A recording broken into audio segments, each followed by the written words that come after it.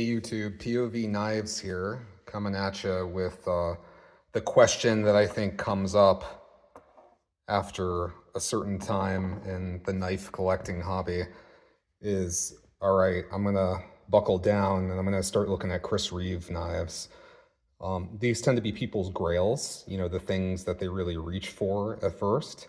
And then if you're a psychopath like me, they quickly become just mid-priced knives with the amount of money that you're spending.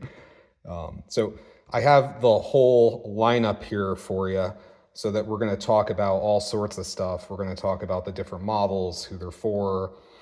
Presumably most people are only going to buy one of these. Honestly, if you're not psychotic, that's what you're going to do, and that's what I encourage you to do. But they're definitely worth owning. They're really good knives. They're really unique, even after all these years of being around.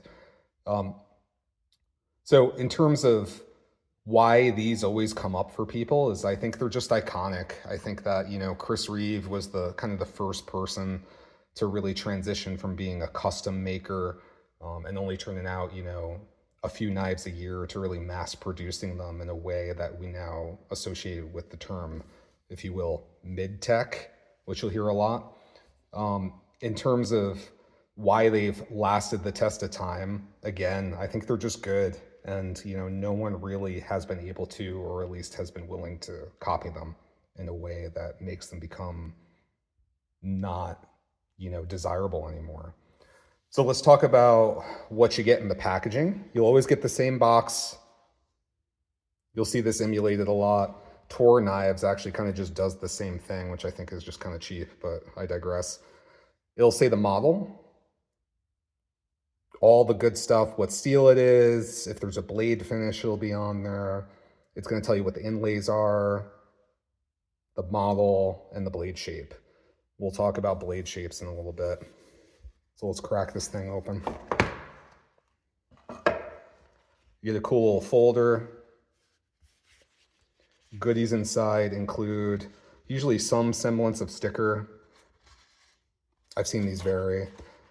Stuff for your warranty. What's interesting about Chris Reeve Knives, oh, there's your card that identifies it. Usually pretty typical to what you get on the outside of the box, to be honest. You'll get a card that shows you how to take it apart and put it together, which, you know, in today's day and age, I really do appreciate. And they are simple and reliably go back together, which is nice because, you know, these things do have to be cleaned. What else do you get?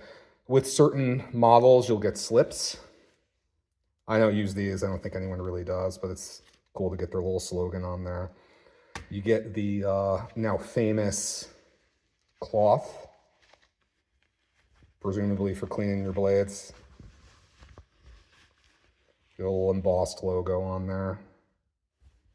Again, people copy that all the time. And you get lube. Then this is one situation where it's not BS, where the manufacturer tells you you have to use our lube, or we encourage you to use their lube. You don't have to. I've tried different things, but really this just does work the best. If you're going to get that smooth, glassy, hydraulic Chris Reeve action, this is what you want to use. And they give you a tool, which is nice. Again, encouraging you to take it apart. So moving on to the knives, let's talk about models just as kind of an overview. I have them arranged here from, you know, general size and kind of starting on the left. This is the Umnumzaan. This is going to be their heaviest duty folder, if you will. There's a couple of other models that come with different milling patterns, but they're pretty rare and they come out of like collaborations with other companies. So this pretty much is the model that you're going to see for the Umnumzaan with two different blade shapes. We'll talk about that. The most famous knife that everybody knows about is the large Sebenza. So again, this is about the same size as the Zaan, but, you know, in terms of build, significantly thinner without the inlays. So there's more titanium on this guy. Moving on down the line, you have your Inkosi. This at one point was the Sebenza, and then they realized like, hey, this thing is so different. We're going to go ahead and make it a different model. And then they brought back some of the more traditional Sebenza-esque traits, if you will, and made them 2 different models, which I think was a really good idea. The Inkosi is kind of like a thick, heavier build Sebenza with some ergonomic differences. This one has the insingo blade. This guy's a tanto. Again, you can get all sorts of different blades in these, different inlays. The inlay options are just myriad for the Sebenza. Different woods, different micartas, all kinds of stuff. For the Inkosi, you can get a plain Jane, that means without the inlays, or you can get tan micarta or dark micarta like you see here. Again, thicker, heavier build than the Sebenza, thicker blade stock, pretty substantial. And kind of a more ergonomic setup. It's just different. I think they're both just as comfortable as one another. Versus the Sebenza, which you can see it's kind of a more symmetrical shape, a little finger notch in there. Really just as comfortable though. And then one thing that I can show, looking at both the Inkosi and the Zaan, I have the drop point here. There's also a tanto. You can see the difference in how broad.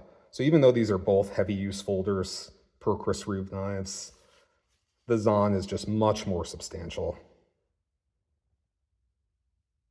and different in the setup of the lock bar. I'm going to talk a little bit about that. This one has an aftermarket deep carry clip, in case you're wondering. This is the traditional Chris Reeve clip. But, you know, they're both substantial knives.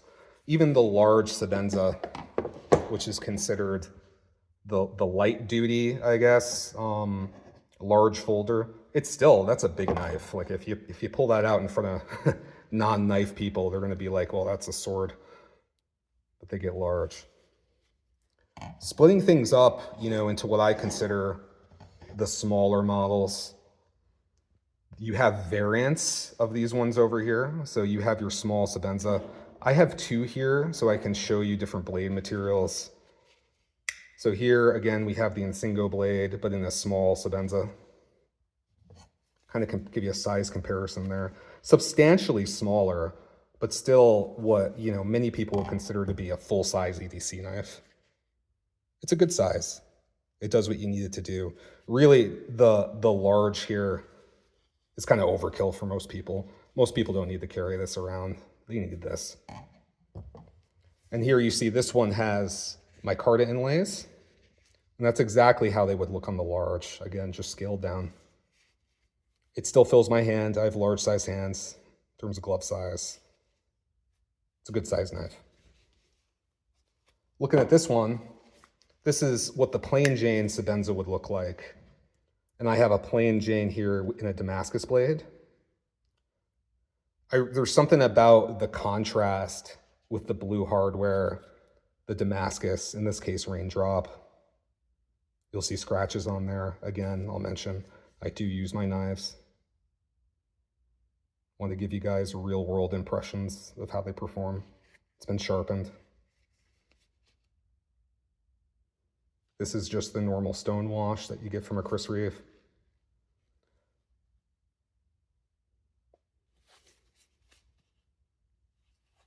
Drop point and insingo blade, but the same size knife, both small Sebenzas.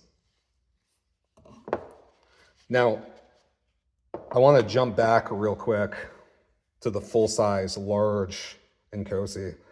So again, big knife, one of Chris Reeve's heavy-duty folders.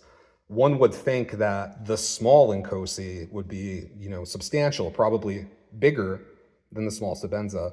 But there has been many a person that orders a small Inkosi and is disappointed by the tiny little thing that arrives.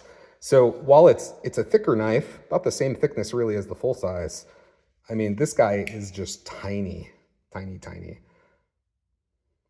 I will say, for me, large size hands, I got my pinky slipping off the back.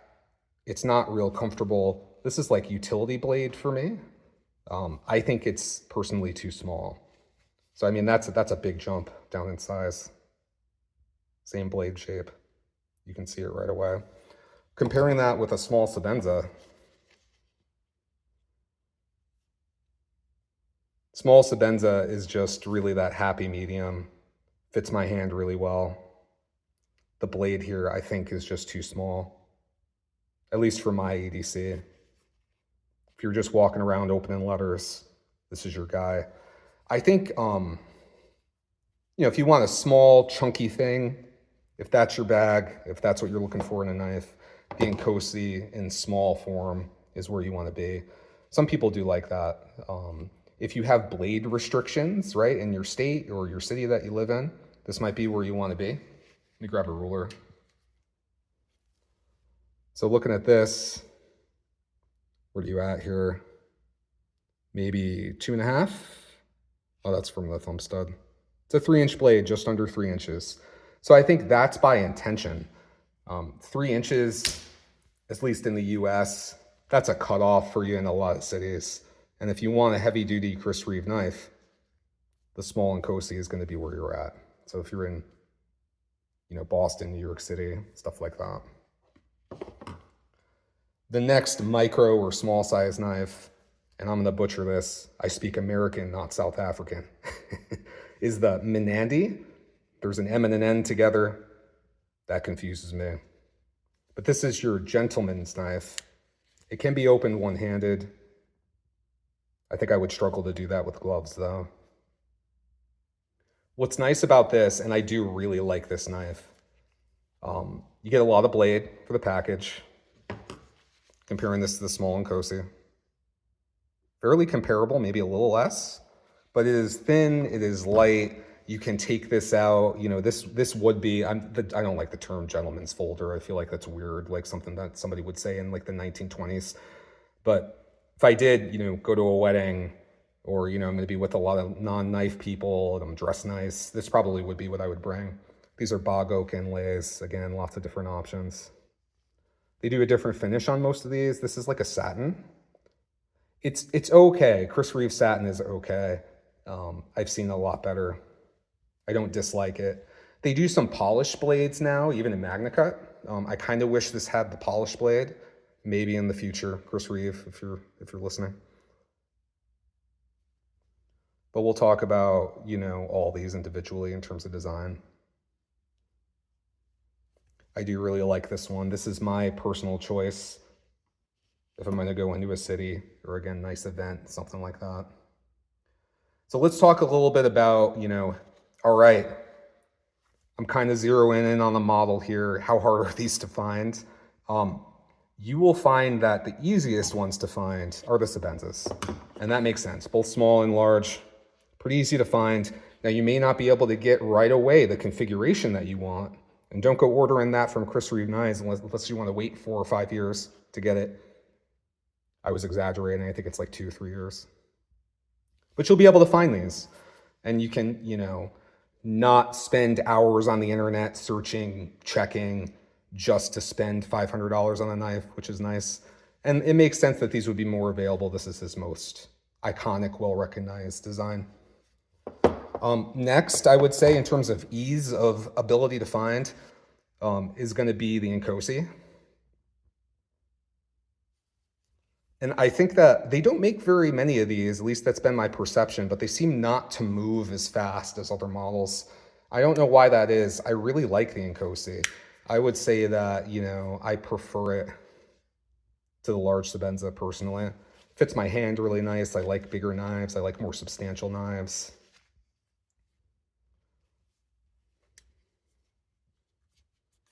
But I think it pans out with making less, having them sit a little bit longer. They're probably just a touch harder to find than the large Sebenza. But again, you can still get them. Next, small Inkosi, not by much. A little bit more difficult to find. This is a exclusive red micarta inlay. I think it's knives ship free, if I remember correctly. But you'll see these laying around once in a while. Getting more difficult to find. The Mnandi. I don't know why you don't see very many of these. I don't see very many people owning them. I'm getting the impression that they just don't make very many. What seems to be more popular is the yellowish elder burl wood seems to fly off the shelves. The bog oak, I really prefer. I've actually owned both. I think this looks just really good on this knife. The bog oak is where I want to be. And then the most unobtainable knife is the Zaan, so the Umnumzaan. Just extremely hard to find. I've owned a couple of them. It was a lot of work to the point where it was like buying a Rolex. You get frustrated by the time you finally find it. And it's just too much work for the payoff. But I'm really glad I have this one. This was actually one of the first Chris Reeve knives that I personally owned. And I think that it probably wouldn't be the best starting model for most people because the lock bar is a little weird. But I want to talk about that when I talk about who each knife is for. So again, if you're going after a Zaan, perfectly fine, but know that you're either paying much more than you should pay on the secondary market, or you're going to be looking for a long time. So moving on to the blade shapes, we've kind of already talked about that.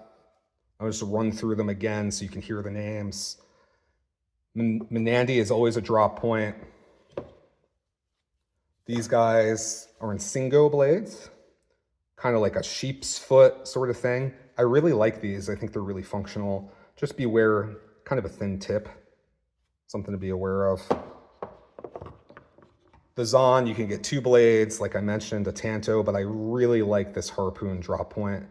That harpoon is just great. And I do use these. I EDC this one a lot, as evidenced by the snail trails. You can see that. I think they look good with that.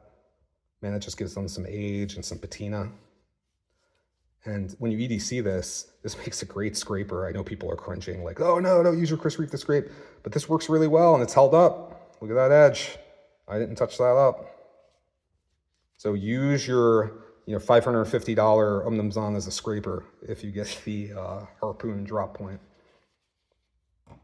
And then I have a tanto here for you to see. Chris Reeve makes really nice tantos.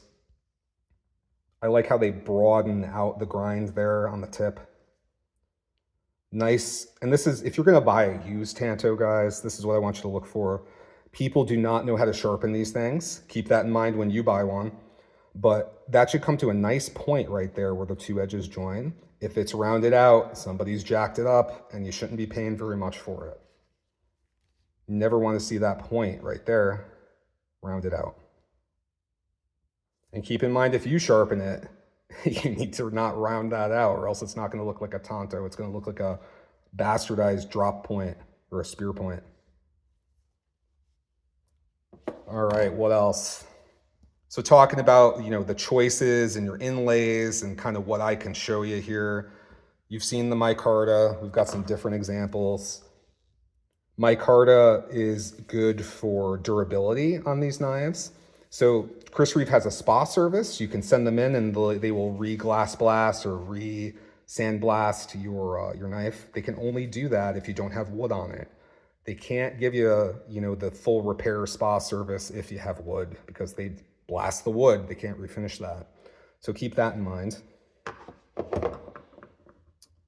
Show you some woods. Bog oak over here, Madagascar ebony. Bog oak, it's okay to order sight unseen.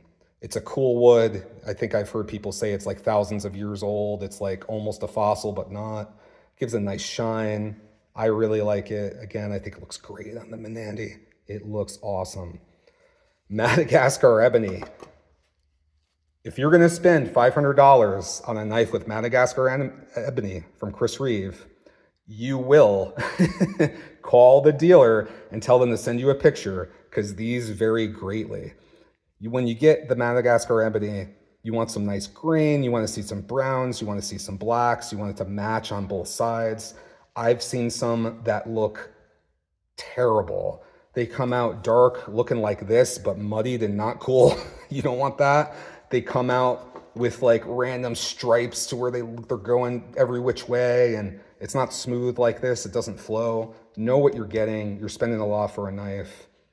it's worth it to get a picture of the knife that you're going to purchase. And then the last, choice, if you will, with these knives is glass blast versus sandblast. And this is something that Chris Reeve just started doing. We'll look at the Zaan. This is the oldest one. It's got the most use. If you want some grip, just like their titanium, it grips like rubber, like it just will not leave your hand. You could stab it into a tree and you'd be fine. Nice and grippy. Get those snail trails, though, from anything. You look at this thing the wrong way, it's getting a scratch. But again, you can get that spa service if it bothers you. That's terrible focus. Thank you. Talking to the camera now. First glass blast. Let's see. I got a couple with glass blast finish.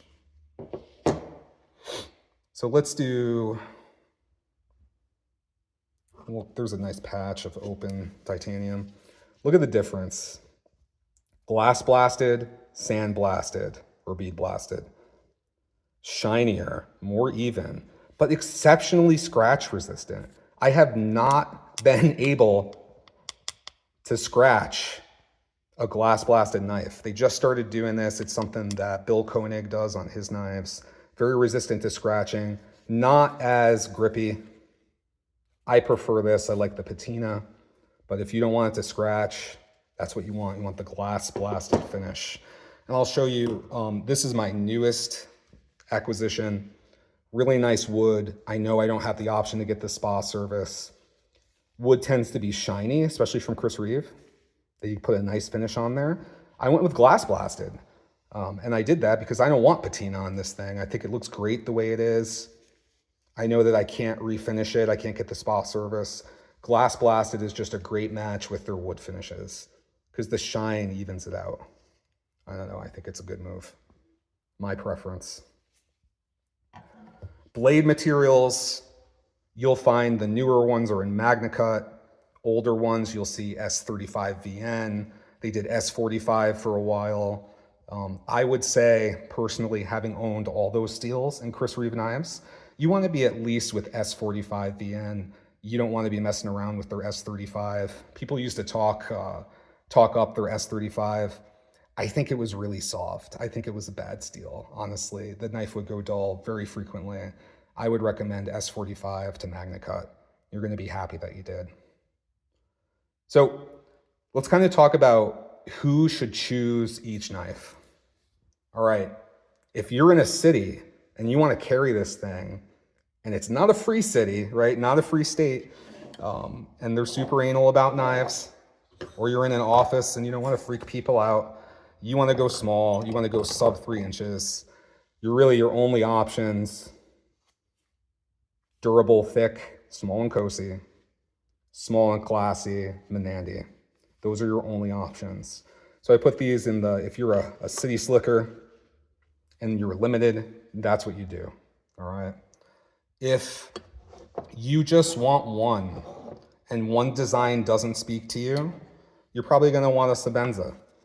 It's a nice middle of the road. It's still a very durable knife. It'll do everything you want it to do. You've got options. If you want a big blade to pull out, you got the large. If you want really what I think is the perfect EDC in terms of size, the small Sebenza is the way to go. So if you could just have one and nothing speaks to you, this is the way you go. If you want something overbuilt, but not the Umnumzaan for reasons that I'm going to discuss, you want the Inkosi. And this is a really good knife. It's probably the smoothest. Its washers are a little bit different with the way they're built. And you can Google that. It's pretty easy to find. It's probably got the smoothest action, I would say, out of all of them. You can flick it out. So not the Zaan, but big, good ergos.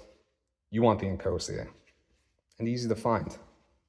The Zaan. Again, my first Chris Reeve was an Umnumzaan, and I took it out of the box, and I basically couldn't open it. I was very, very new to knives. I got frustrated. I'm like, what is going on? Either the knife is broke or I'm disabled. And it turned out I was disabled. So the Umnumzaan is special with the way it's designed. It's got the, let me compare for you. It's got the old way of the clip. See how the clip, even though this is aftermarket, the normal ones sit the same way, sits on the lock bar. They purposely got away from that with the other models. It's got an over travel stop, and it's got, ironically enough, a weaker spring bar. That tiny little spring bar. If your hand is anywhere near the spring bar, you're not opening it. And for a new person with knives, that seems like not a big deal. It seems like some would say something that shouldn't be a problem with a $550 knife, right? So there is a technique and a learning curve to the Umnumzaan with opening and closing.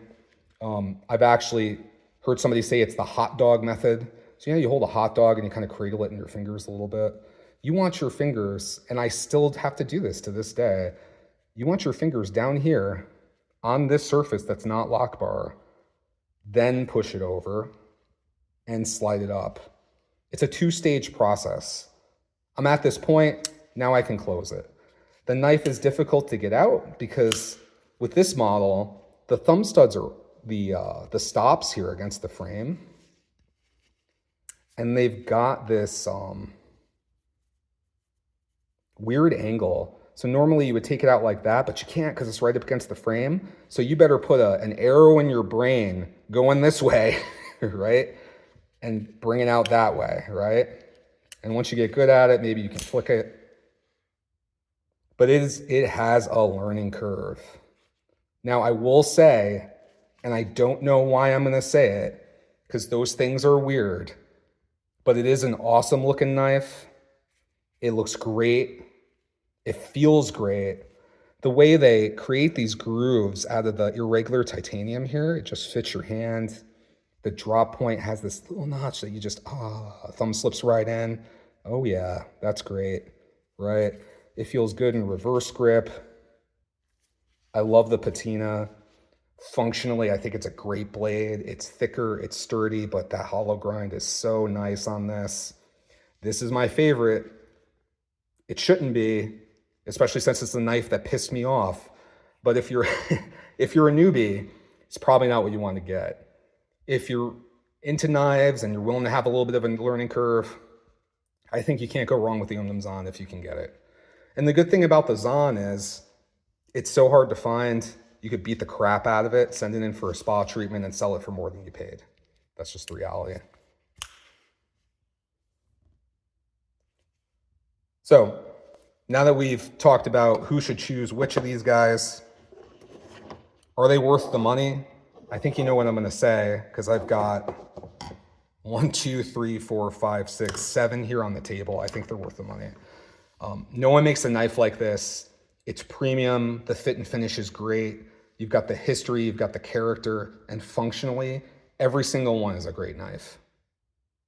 You cannot go wrong with the Chris Reeve knife. And it's almost like a rite of passage for somebody getting into knives to own their first Chris Reeve. I think it's something that you have to do. So what do you guys think? Who are each of these knives for? Let me know in the comments. Give me a like and a sub so I can keep doing this. That's a lot of money right there. Help me help you. Bring me videos. And I'll see you in the next one.